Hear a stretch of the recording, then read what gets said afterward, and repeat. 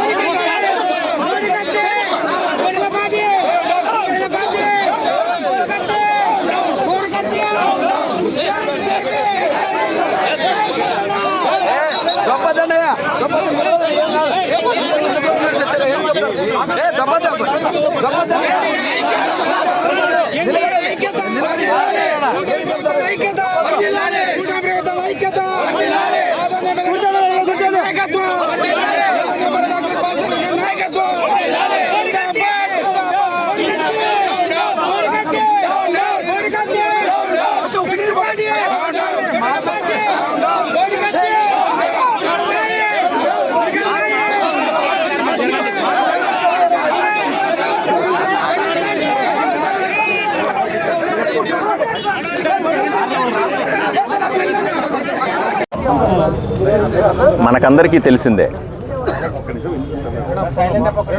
గత కొన్ని రోజులుగా వైఎస్ఆర్సీపీ పార్టీ ప్రజలకు అబద్ధాలు చెబుతూ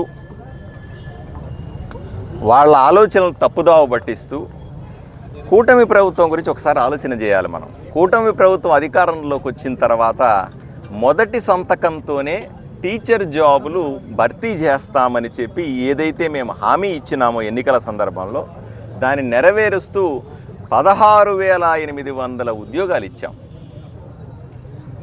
దీన్ని కనీసం ఏ రోజు కూడా వైఎస్ఆర్సీపీ పార్టీ కానీ వారి నాయకులు కానీ జగన్మోహన్ రెడ్డి గారి నోరు తెరిచి ప్రశంసించాల, అరే చాలా బాగా చేశారని చెప్పాల, మేము చేయలేని పని మీరు చేశారు అని కూడా ఆయన మాట్లాడలే.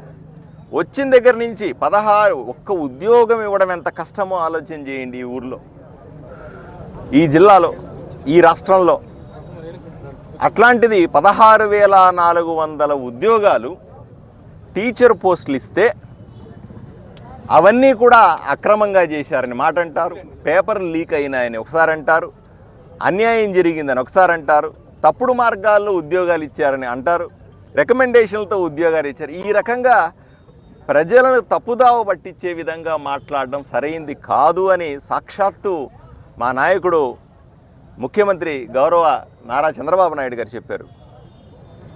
దాంతోపాటుగా విద్యాశాఖ మంత్రి శ్రీ నారా లోకేష్ గారు కూడా చెప్పారు, అయ్యా మీకు ఏ రకమైన అనుమానం ఉన్నా నేను తీర్చడానికి సిద్ధంగా ఉన్నాను. అత్యంత పారదర్శకంగా చేసినటువంటి ఈ రకమైనటువంటి పోస్టులని మీరు దయచేసి తప్పుదావ పట్టించకండి, అబద్ధాలు ప్రచారం చేయకండి, లేనిపోని అపోహలు ప్రజల్లో సృష్టించకండి అని ఆయన కూడా చెప్పారు.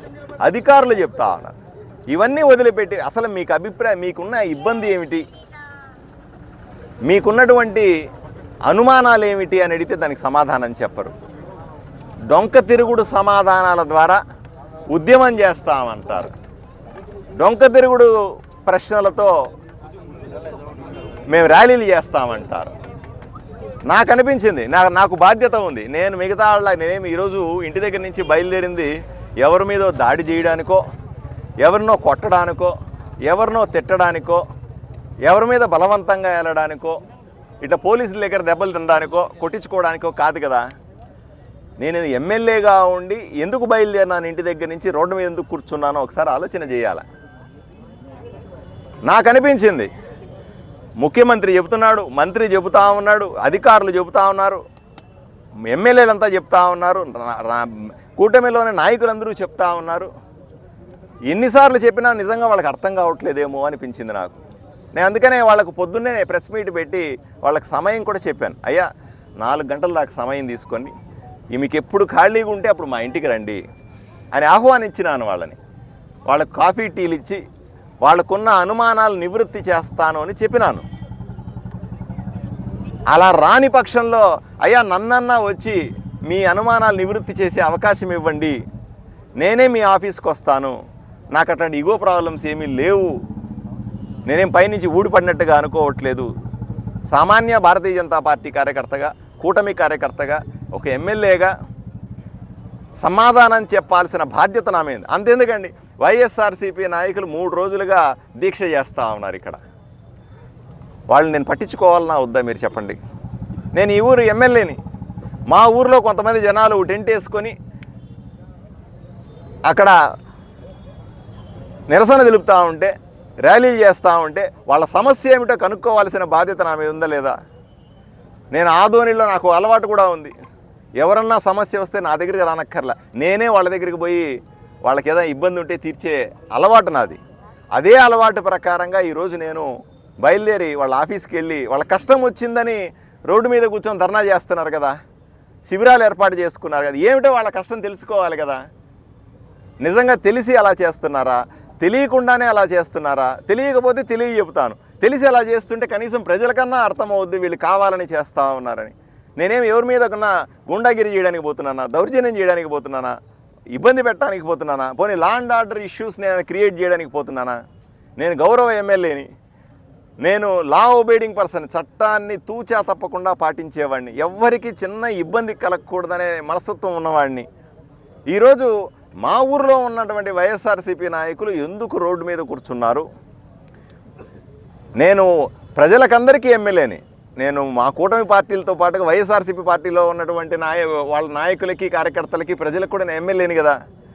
వాళ్ళకేదో కష్టం వచ్చింటే రోడ్డు మీద కూర్చున్నారు. నేను వెళ్ళి వాళ్ళకి ఎక్స్ప్లెయిన్ చేయాలి కదా. వాళ్ళకి అర్థం కానీ ఇంకా విషయాలు చాలా ఉన్నాయేమో. అది చెప్పడానికే నేను ఇంటి దగ్గర నుంచి బయలుదేరినాను. పోలీసులు ఆపుతా ఉన్నారు. లా అండ్ ఆర్డర్ ప్రాబ్లం ఎట్టి పరిస్థితుల్లో రానివ్వను ఆదోనిలో, నాదే బాధ్యత అని పోలీసులకు చెప్పాను. అయినా కూడా ఆపుతా ఉన్నారు. అయ్యా నేను వాళ్ళ ఆఫీస్ దగ్గరికి వెళ్తాను, వాళ్ళు ఆహ్వానిస్తే లోపలికి వెళ్తాను, లేకపోతే ఆహ్వానించలేదు వాళ్ళకి ఆ రకమైనటువంటి ఆలోచన లేదు. నేను రోడ్డు మీద నిలబడి వాళ్ళకి సమాధానం చెప్తానయ్యా. నేనే వాళ్ళని కొట్టడానికి వెళ్తానా, తిట్టడానికి వెళ్తానా, వాళ్ళ మీద దౌర్జన్యానికి వెళ్తానా? నేను దండయాత్రలకు ఏమైనా పోతున్నానా? నేను అటువంటి ఎమ్మెల్యేని కాదు, చదువుకున్న వాడిని, విషయాలు తెలిసిన వాడిని. నన్ను అలవ్ చేయకపోతే ఎలా? నేను కనీసం నా ప్రజలతో మాట్లాడాలి కదా. వైఎస్ఆర్సీపీ నాయకులు కూడా నా ప్రజలే కదా. వైఎస్ఆర్సీపీలో వాళ్ళు పార్టీలో ఉన్నంత మాత్రాన వాళ్ళకి ఏదైనా కన్ఫ్యూజన్ ఉంటే నేను నివృత్తి చేయాల్సిన బాధ్యత నా మీద ఉందా లేదా? వాళ్ళని గాలికి వదిలేసి, వాళ్ళు వేరే పార్టీ కాబట్టి గాలికి వదిలేసి వాళ్ళు అట్లా చేస్తూ ఉంటే, వాళ్ళు తప్పుడు సమాచారం ప్రజలకు అందిస్తూ ఉంటే వాళ్ళకే సమాచారం తెలియనట్టుంది. వాళ్ళు ప్రజలకు తప్పుడు సమాచారం ఇస్తే ఏదైతే మేము గర్వంగా చెప్పుకుంటామో, కూటమి నాయకుడిగా, కూటమి కార్యకర్తగా, ఒక ఎమ్మెల్యేగా ప్రభుత్వంలో ఉండి నాకు అత్యంత గర్వకారణమైన విషయం 16,400 ఉద్యోగాలు ఇవ్వడం అన్నది, టీచర్ పోస్టులు ఇవ్వడం అన్నది నేను తలెత్తుకొని తిరిగే అంశం. అసెంబ్లీలో కూడా నాకు బాగా మీరందరూ గుర్తు చేసుకోండి కావాలంటే, అసెంబ్లీలో ఈ రకమైన మెగా డిఎస్సి మీద చర్చ వచ్చినప్పుడు నేనే మాట్లాడినాను. నేను పెద్ద ఎత్తున అసెంబ్లీలో ఉపన్యాసం ఇచ్చినాను, గర్వంగా చెప్పుకున్నాను.